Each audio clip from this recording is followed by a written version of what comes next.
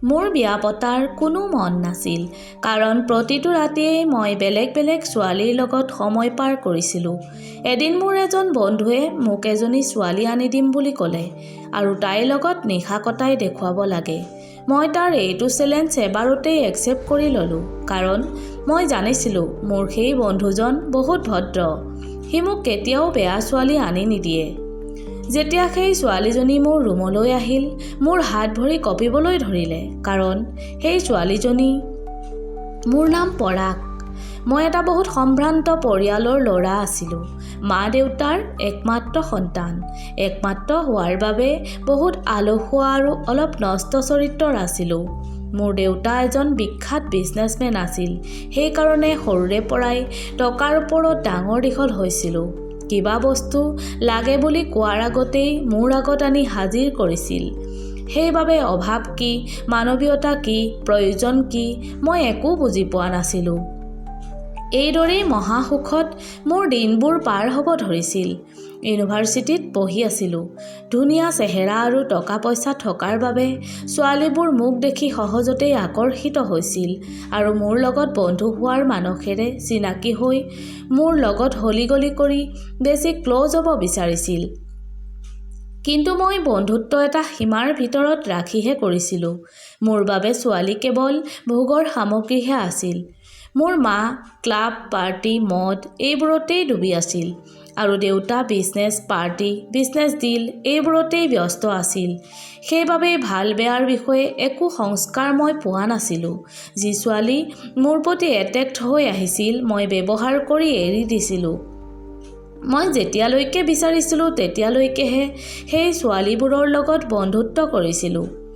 বহুত ছোৱালীয়ে মোৰ পাৰ্চনেলিটি দেখি মোক বদনাম কৰি মোৰ পত্নী হ'বলৈও চেষ্টা কৰিছিল। কিন্তু টকাৰ বলত সকলো তল পৰি গৈছিল, কাৰণ মই কেতিয়াও বিয়া পতাৰ কথা ভবাই নাছিলোঁ। মোৰ মা দেউতাক চকুৰ আগতেই দেখিছিলোঁ। তেওঁলোকে মোক জন্ম দি দুয়োটা নিজৰ নিজৰ জীৱন জীয়াত মগন আছিল। সিহঁতে পাহৰি থাকিছিল যে তেওঁলোকৰ এটা ল'ৰা সন্তান আছে, তাক অলপ সময় দিব লাগে। সেইবাবে এইবোৰ দেখি শুনি বিয়াৰ প্ৰতি অনীহা ভাৱ জাগিছিল মোৰ। বিয়াৰ নাম শুনিলেই মই পলাইছিলোঁ সেই ঠাইৰ পৰা। কিন্তু মাইকী মানুহৰ লগত সময় কটোৱা, প্ৰতিটো নিশা মহিলাৰ শৰীৰৰ লগত খেলা মোৰ এক প্ৰকাৰৰ নিচা হৈ পৰিছিল। এতিয়া মোৰ ইউনিভাৰ্চিটিত শেষ বৰ্ষ চলি আছিল। আমাৰ ইউনিভাৰ্চিটিলৈ এজনী ছোৱালী আহিছিল, বহুত ধুনীয়া। তাইক দেখিলেই যিকোনো ল'ৰা তাইৰ প্ৰেমত পাগল হ'বৰ মন যাব। মোৰ জুনিয়ৰ আছিল সেই ছোৱালীজনী, কিন্তু আন ছোৱালীৰ দৰে মোক দেখি, মোৰ পাৰ্চনেলিটি দেখিও মোৰ প্ৰতি কোনো আকৰ্ষিত হোৱা নাছিল। আনহাতে ইউনিভাৰ্চিটিৰ আন ছোৱালীবোৰৰ মুখে মুখে মোৰ নাম আছিল। ছোৱালীজনীয়ে কেতিয়াও মোৰ পিনে এবাৰো চোৱা নাছিল। মই কোন, কি কথা এবাৰো জানিবলৈ চেষ্টা কৰা নাছিল।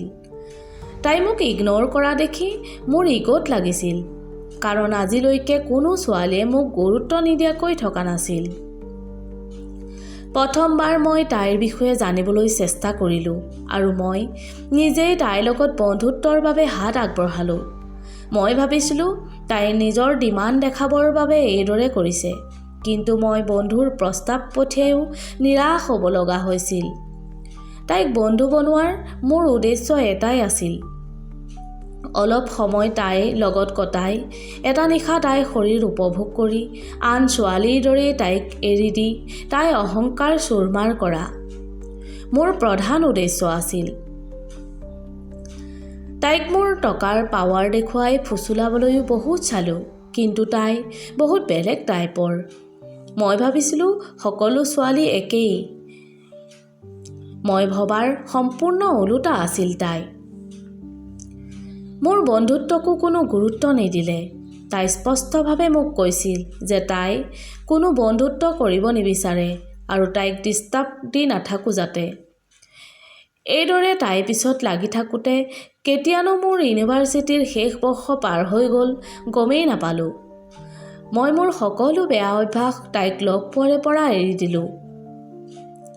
তথাপি সেই ছোৱালীজনীক মই মোৰ পিনে আকৰ্ষিত কৰিব নোৱাৰিলোঁ।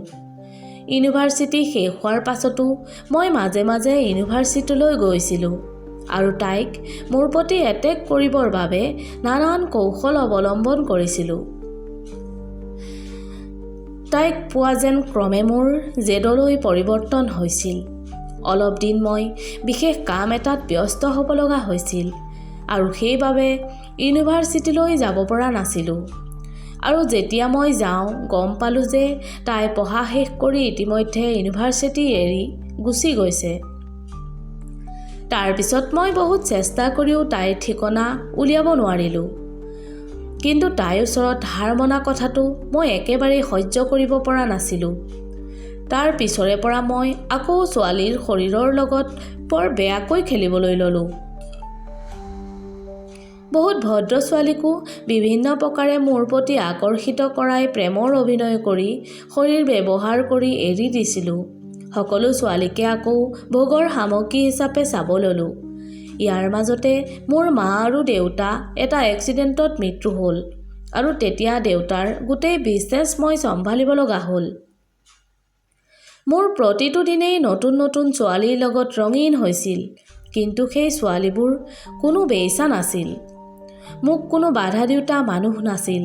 বহুত ভাল ভাল পৰিয়ালৰ ছোৱালী মোৰ প্ৰেমৰ জালত ফচি মোৰ সম্পত্তিৰ লোভত মোৰ পাৰ্চনেলিটিত মোহিত হৈ নিজ নিজ ইচ্ছাৰেই শৰীৰ বিলাই দিছিল মোক। মোৰ বন্ধুবোৰে আৰু সম্বন্ধীয় মানুহবোৰে মোক সোনকালেই বিয়াখন পাতিবৰ বাবে উপদেশ দিছিল, কিন্তু মই মোৰ মনে বিচাৰি থকা ছোৱালীজনী পোৱাই নাছিলোঁ। মই বিচাৰিছিলোঁ যে যিজনী ছোৱালী মই বিয়া কৰাম তাই কোনো বস্তুৰ প্ৰতি সহজতেই আকৰ্ষিত হ'ব নোৱাৰিব আৰু কোনো ল'ৰাৰ লগত আগতে সম্বন্ধ থাকিব নোৱাৰিব। কিন্তু মই ইমান ছোৱালী লগ পাইছোঁ, ইমান ভাল ভাল পৰিয়ালৰ, সকলো লোভীয়া। কিছুমানে যদি মোৰ ধুনীয়া চেহেৰা ভাল পায়, আন কিছুমানে আকৌ মোৰ টকা পইচা সম্পত্তি দেখি মোৰ হ'ব বিচাৰে। সেইবাবে বিয়াৰ বিষয়টো মই ইমান চিৰিয়াছলি লোৱা নাছিলোঁ। কিন্তু সেই ইউনিভাৰ্চিটিৰ ছোৱালীজনী বহুত বেলেগ ধৰণৰ আছিল। তাইক মোৰ মনে এতিয়াও বিচাৰি ফুৰে, কাৰণ তাইয়েই আছিল আজিলৈকে মই লগ পোৱা ছোৱালীবোৰতকৈ বহুত পৃথক। তাই মোৰ টকা পইচা, ঘৰ গাড়ী, মোৰ ধুনীয়া চেহেৰা একোৰে প্ৰতি আকৰ্ষিত হোৱা নাছিল। এতিয়া মই এজন সফল বিজনেছমেন। বহুতে উপজাচি নিজৰ ছোৱালী মোলৈ দিব বিচাৰে। মই জানো, মই ইমান পাপী হোৱাৰ পিছতো তেনে স্বভাৱৰ এজনী ছোৱালী বিচাৰি আছোঁ নিজৰ পত্নী হিচাপে পাবৰ বাবে। মোৰ বন্ধুবোৰো মোৰ দৰে একেই আছিল। কোনেও মোক সঠিক পথ দেখুওৱা নাছিল। কিন্তু তাৰ মাজতে মোৰ এজন ভাল চৰিত্ৰৱান বন্ধু আছিল। আমি স্কুলৰ পৰা একেলগেই পঢ়িছিলোঁ ইউনিভাৰ্চিটিলৈকে। সি এটা মধ্যবিত্ত পৰিয়ালত ডাঙৰ দীঘল হৈছিল। তাহাঁতৰ পৰিয়ালত সন্মান বহুত ডাঙৰ বস্তু আছিল। একমাত্ৰ সিয়েই মোক এইবোৰ কাম কৰিবলৈ মানা কৰিছিল। সি কৈছিল ভগৱানে বহুত বেয়া পায় এনেবোৰ কাম। আমি লগৰবোৰে তাক সাধু বাবা বুলি জোকাইছিলোঁ। মোৰ বন্ধুবোৰৰ ভিতৰত একমাত্ৰ সিয়ে আছিল যাৰ কোনো গাৰ্লফ্ৰেণ্ড নাছিল। কোনো ছোৱালীকে সি বেয়া দৃষ্টিৰে চোৱা নাছিল। মই প্ৰায়ে তাক কৈছিলোঁ যে তই ইমান ভদ্ৰতাৰে জীৱন কটাই আছ, কাইলৈ যদি তোৰ বিয়া হয় তইতো এনেকুৱা ছোৱালীয়ে পাবি যাৰ 2-3টা বয়ফ্ৰেণ্ড আগৰে পৰাই থকা। কিন্তু সি সদায়ে বৰ দৃঢ়তাৰে কৈছিল মই যেনেকুৱা চাবি একদম তেনেকুৱা চৰিত্ৰৰেই ছোৱালী পাম। সি কৈছিল তই এইটো কথা কিয় পাহৰি গৈছ যে ইউনিভাৰ্চিটিত যে লগ পাইছিলি ছোৱালীজনী, যিজনীৰ পিছত তই পৰি গৈছিলি আৰু তাই তোক পাত্তাই দিয়া নাছিল, যে তেনেকুৱা ছোৱালীও আছে এই পৃথিৱীত।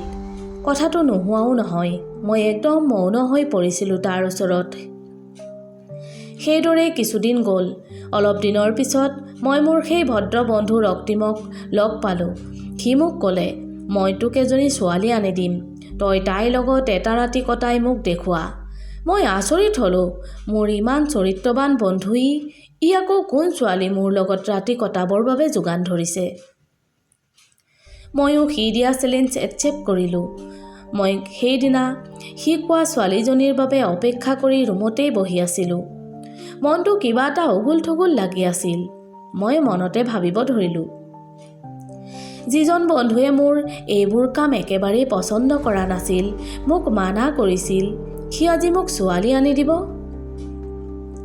তেনেতে মোৰ ফোনটো বাজি উঠিল। ৰক্তিমেই কৰিছে। সি ক'লে ছোৱালীজনী গেটৰ সন্মুখতে নমাই থৈ আহিছোঁ, মই আগতেই মোৰ ঘৰত কাম কৰা মানুহকেইটাক কৈ থৈছিলোঁ যে এজনী ছোৱালী আহিব, তাইক মোৰ ৰুমলৈকে লৈ আহিবা। মই কেনেকৈ তাইক পতাম এই বিষয়ে ভাবি আছিলোঁ, কাৰণ মোৰ বন্ধুৱে কৈছিল গেটত নমাই থৈ যোৱালৈকেহে তাৰ কাম। তাৰ পিছত সি কেনেকৈ তাইক পতায়, তাইৰ লগত নিশা কটায়, সেইটো তাৰ দায়িত্ব। গতিকে বন্ধুৱে দিয়া চেলেঞ্জ মই হাৰিব বিচৰা নাছিলোঁ। অলপ সময়ৰ পিছত মোৰ ৰুমৰ বাহিৰত ভৰিৰ শব্দ শুনিবলৈ পালোঁ আৰু মোৰ দুৱাৰত টক টক শব্দ কৰিবলৈ ধৰিলে। মই সোমাই আহা বুলি ক'লোঁ। তাই লাহেকৈ ৰুমটোৰ ভিতৰলৈ সোমাই আহিল। মই মনতে কেনেকৈ তাইক পতাব পাৰি এই বিষয়ে ভাবি আছিলোঁ, যিটো কৰিলে তাই নিজৰ ইচ্ছাৰে মোৰ লগত ৰাতি কটাবলৈ তৈয়াৰ হৈ যায় আৰু মোক বন্ধুৱে দিয়া চেলেঞ্জ পূৰা কৰিব পাৰোঁ। মই সোফাখনতে বহিবলৈ ক'লোঁ। তেতিয়ালৈকে নাজানো কিয় মই তাইৰ মুখলৈ মূৰ তুলি চাব পৰা নাছিলোঁ। কিবা এটা মনটো ভয় ভয় লাগিছিল। জীৱনত ইমান ছোৱালী লগ পাইছোঁ, কত ছোৱালীয়ে ৰুমলৈ আহিছে, আজিলৈকে মোৰ তেনে হোৱা নাছিল। এইজনী ছোৱালীৰ গাত যেন কিবা এটা বিশেষ শক্তি আছে, মোৰ তেনে লাগিছিল। তথাপি এবাৰ সাহস গোটাই মই তাইৰ মুখৰ ফালে চালোঁ। মুখখন এখন কাপোৰেৰে মেৰিয়াই ঢাকি ৰাখিছিল, মাথো চকুকেইটাহে ওলাই আছিল। তাইৰ আগত নিজকে ভদ্ৰ মানুহ দেখুৱাবলৈ যত্ন কৰিলোঁ, যাতে তাই সহজতে মোৰ প্ৰতি আকৰ্ষিত হয়। এই ভাবি মই ভাবিয়ে আছিলোঁ যে তাইৰ লগত কেনেকৈ কথা আৰম্ভ কৰিম। তেনেতে তাই নিজৰ মুখৰ পৰা কাপোৰখন আঁতৰাই দিলে। মই তাইৰ মুখখন দেখাৰ লগে লগে উচপ খাই উঠিলোঁ। মোৰ মাথা ঘূৰাই যোৱাৰ দৰে লাগিল। মোৰ মুখৰ মাত হৰিল, ডিঙিটো কিবা শুকাই গৈছিল। ওচৰতে থকা চকীখনত বহি পৰিলোঁ। মোক তেনেকৈ পুতলাৰ দৰে জঠৰ হৈ থকা দেখি তাই ক'লে, ইমানেই সাহস আছিল তোমাৰ? মই তোমাৰ প্ৰস্তাৱ মানি নোলোৱাৰ পিছত বহুত ছোৱালীৰ জীৱন ধ্বংস কৰি ছোৱালীৰ শৰীৰৰ লগত খেলিলা। কিন্তু মই সেই ছোৱালীবোৰৰ দৰে নহয়। মোৰ ইচ্ছাৰ বাহিৰত তুমি তেতিয়াও একো কৰিব নোৱাৰিলা আৰু এতিয়াও একো কৰিব নোৱাৰা। তোমাৰ দৰে এটা পাপীৰ লগত নিশা কটোৱাটো দূৰৰ কথা, মই এই ৰুমটোৰ বতাহো গ্ৰহণ কৰিব পৰা নাই। এই বুলি কৈ তাই মুখখন আকৌ কাপোৰেৰে মেৰিয়াই মোৰ ৰুমৰ পৰা ওলাই গ'ল। মোৰ ইমান শক্তি নাছিল যে মই তাইক মাত মাতিব পৰা। মই সেইদৰে বহুত সময় বহি পৰিলোঁ। গোটেই ঘটনাটো মোৰ একদম সপোন লাগিছিল। কথাবোৰ আকৌ ভাবিব ধৰিলোঁ। মোৰ সেই বন্ধু ৰক্তিমলৈ বহুত খং উঠিছিল। সি হয়তো মোক সঠিক মাৰ্গ দেখুৱাবলৈ এইটো এটা নতুন প্ৰচেষ্টা লৈছিল। মোৰ বাবে সেই ৰাতিটো পাৰ কৰা একদম কঠিন আছিল। টোপনি অহাৰ নামেই লোৱা নাছিল। ইউনিভাৰ্চিটিৰ সেই ছোৱালীজনী, যাক মই ভাল পাবলৈ ইমান দিন চেষ্টা কৰি হাৰ মানিব লগা হৈছিল, তাই আহি মোক নিচা দেখুৱাই গ'লহি। এই কথা ভাবি মোৰ মন অশান্তিৰে ভৰি পৰিছিল। যেনে তেনে ৰাতিপুৱাল মই বন্ধু ৰক্তিমলৈ বাৰে বাৰে ফোন কৰিও পোৱা নাছিলোঁ। মই আৰু ধৈৰ্য ধৰি থাকিব নোৱাৰিলোঁ। তাৰ ঘৰ ওলালোগৈ। মাকে ক'লে সি যোৱা ৰাতি ঘৰলৈ অহা নাই, কিবা কামত বাহিৰত গৈছে হেনো। এসপ্তাহ পাৰ হৈ গৈছিল। মই কোনো ছোৱালীৰ লগত যোৱা এক সপ্তাহ নিশা কটোৱা নাই আৰু কোনো ছোৱালীৰ জীৱন ধ্বংস নকৰোঁ বুলি মনতে ভাবিলোঁ। তাই কোৱা সেইদিনা ৰাতি কথাবোৰ মোৰ মন মগজত সোমাই গৈছিল। কিছুদিনৰ পিছত মোৰ সেই বন্ধু ৰক্তিমক লগ পালোঁ। তাক সুধিলোঁ, এইবোৰ কি? সি কিয় সেই ছোৱালীজনী তাৰ লগত ৰাতি কটাবৰ বাবে পঠিয়াই দিছিল? কাৰণ সি ভালদৰে জানে যে ইউনিভাৰ্চিটিত সেই ছোৱালীজনী পতাবৰ বাবে কিমান দিন কিমান সময় সি অপচয় কৰিছিল, কিমান টকা পানী কৰি দিছিল। তেতিয়া সেই বন্ধু ৰক্তিমে মোক ক'লে সি এইবোৰ প্ৰশ্নৰ একো উত্তৰ নিদিয়ে, সকলো উত্তৰ সেই ছোৱালীজনীয়ে দিব। মোক সি তাৰ লগত লৈ গ'ল এখন সৰু ঘৰলৈ। তাতে সেই ছোৱালীজনীও আছিল। কিচকিচিয়া ক'লা দীঘল চুলিখিনিত ৰ'দৰ ৰেঙনি পৰি মুখখন খাইলা খপেশ্বৰীৰ দৰে জিলিকি উঠিছিল। মই তাইক দেখি নিজকে অলপ প্ৰস্তুত কৰি ল'লোঁ। তাই আমাক দেখি লৰালৰিকৈ চকী দুখন লৈ ওলাই আহিল। চোতালতে পাৰি দি ক'লে, বহা। অলপ সময় মৌনতাই আগুৰি ধৰিছিল সমগ্ৰ পৰিৱেশটো। মই মৌনতা ভাঙি কথা আৰম্ভ কৰিলোঁ, কাৰণ মোৰ ইমান ধৈৰ্য শক্তি নাছিল। মই তাইক সুধিলোঁ কিয় তাই মোৰ ৰুমলৈ গৈছিল আৰু মোৰ বন্ধু ৰক্তিমক ক'ত লগ পালে। ইত্যাদি ইত্যাদি বহুত প্ৰশ্ন কৰিছিলোঁ। তাই হুমুনিয়া এটা কাহি লাহেকৈ ক'লে, মই কোনো বহুত ধনী ঘৰৰ সন্তান নহয়। মোৰ মা দেউতা সৰুতেই ঢুকাইছে। মামা মামীৰ লগত থাকি ডাঙৰ দীঘল হৈছোঁ। মামা মামীৰ টান মাত গালি খপনি শুনি শুনি মই নিজৰ পঢ়া খৰচ টিউচন কৰিয়েই উলিয়াই পঢ়িলোঁ। যেতিয়া তোমাক দেখিছিলোঁ, আন ছোৱালীৰ দৰে ময়ো তোমাৰ প্ৰতি আকৰ্ষিত হৈছিলোঁ। কিন্তু যেতিয়া তোমাৰ কেৰেক্টাৰৰ বিষয়ে গম পালোঁ, মোৰ তোমাৰ ওপৰত ঘৃণা উপজিব ধৰিলে। কাৰণ একমাত্ৰ চৰিত্ৰটোৰ বাহিৰে আপোন মোৰ কোনো নাছিল। গতিকে মই সদায়েই চৰিত্ৰত দাগ লাগে বুলি নিজকে বচাই ৰাখিছিলোঁ। এইদৰে ইউনিভাৰ্চিটিৰ পৰা টপ কৰি পাছ কৰোঁ। এদিন হঠাতে আপোনাৰ বন্ধু ৰক্তিম দাক লগ পাওঁ। তেখেতে মোক আপোনাৰ বিষয়ে ক'লে যে মোক নোপোৱাৰ বাবে খঙত আপুনি কিমান ছোৱালীৰ জীৱন ধ্বংস কৰিলে। মোৰ বাহিৰে কোনেও আপোনাক এই পাপৰ পৰা উদ্ধাৰ কৰিব নোৱাৰে। আপোনাৰ বন্ধু ৰক্তিম দাৰ আপোনাৰ প্ৰতি থকা মৰম আৰু বন্ধুত্ব দেখি মই তেখেতৰ কথামতেই আপোনাৰ ৰুমলৈ গৈছিলোঁ, আপোনাক সেই পাপ সাগৰৰ পৰা উদ্ধাৰ কৰিবৰ বাবে। সকলো ছোৱালী একে নহয়। চৰিত্ৰ আৰু মান সন্মান বহুত আদৰৰ হয় কিছুমানৰ বাবে। সকলো ছোৱালী টকা পইচা আৰু সম্পত্তিৰ লোভীয়া নহয়। তাইৰ কথাবোৰ একদম সঁচা আছিল। মই মনতে অনুতাপ কৰিব ধৰিলোঁ। বহুত ভাল ভাল ঘৰৰ ছোৱালীয়ে মোক সঁচা ভাল পাইছিল আৰু ভাল পোৱাৰ বাবে বিশ্বাস কৰি মোক সকলো সঁপি দিছিল। মই তাহাঁতৰ সঁচা ভাল পোৱাক উপলুঙা কৰি কেৱল তাইক নোপোৱাৰ জেদতেই তাহাঁতৰ শৰীৰৰ লগত খেলা কৰি এৰি দিছিলোঁ। মোৰ এখন এখনকৈ মুখবোৰ মনত পৰিব ধৰিলে। মই পাপৰি মানে ইউনিভাৰ্চিটিৰ ছোৱালীজনীৰ নাম। তাই আগতেই প্ৰতিজ্ঞা কৰি কথা দিলোঁ যে মই আৰু এনেকুৱা কাম নকৰোঁ কেতিয়াও, আৰু কোনো ছোৱালীৰে জীৱন ধ্বংস নকৰোঁ। মই মোৰ বন্ধু ৰক্তিমৰ আগতেই পাপৰিক বিয়াৰ বাবে প্ৰস্তাৱ দিলোঁ। কিন্তু তাই ক'লে ৰক্তিম আৰু তাইৰ বিয়া ঠিক হৈ আছে। তেতিয়া মোৰ ৰক্তিমে আগতে কোৱা কথাষাৰ মনত পৰি গ'ল, মই যেনেকুৱা তেনেকুৱা চৰিত্ৰৰ ছোৱালীয়ে পাম বুলি। মই ভিতৰি ভিতৰি তাই আন কাৰোবাৰ হোৱাটো একেবাৰে মানি ল'ব পৰা নাছিলোঁ। মই ভিতৰি ভিতৰি তাই আন কাৰোবাৰ হ'ব বুলি শুনি ভাগি পৰিছিলোঁ। নাজানো কেতিয়াৰ পৰা তাইক পোৱা জেদ মোৰ প্ৰেমলৈ ৰূপান্তৰিত হৈ পৰিছিল। মই বৰ আকুলতাৰে দুয়োটালৈ চাই ৰ'লোঁ। মনত বলি থকা ধুমুহাজাক তাহাঁতৰ আগত লুকুৱাই মিচিকীয়া হাঁহি এটা মাৰি দুয়োটাকে শুভেচ্ছা জনালোঁ। ইয়াৰ পিছত মই মোৰ ব্যৱসায়ত নিজকে এইদৰে সোমোৱাই লওঁ যে অন্য কথা ভাবিবলৈ সময় নিদিয়া হ'লোঁ নিজক, আৰু কোনো ছোৱালীৰে লগত সময় নকটাওঁ। গোটেই জীৱন বিয়া নকৰাকৈয়ে পাৰ কৰি দিম। বন্ধু বান্ধৱীসকল, কাহিনীটো শুনি কেনেকুৱা পালে কমেণ্টত জনাব, আৰু ভাল লাগিলে চেনেলটো ছাবস্ক্ৰাইব কৰি দিব এনেকুৱা ধৰণৰ নতুন নতুন কাহিনী শুনিবলৈ। ধন্যবাদ।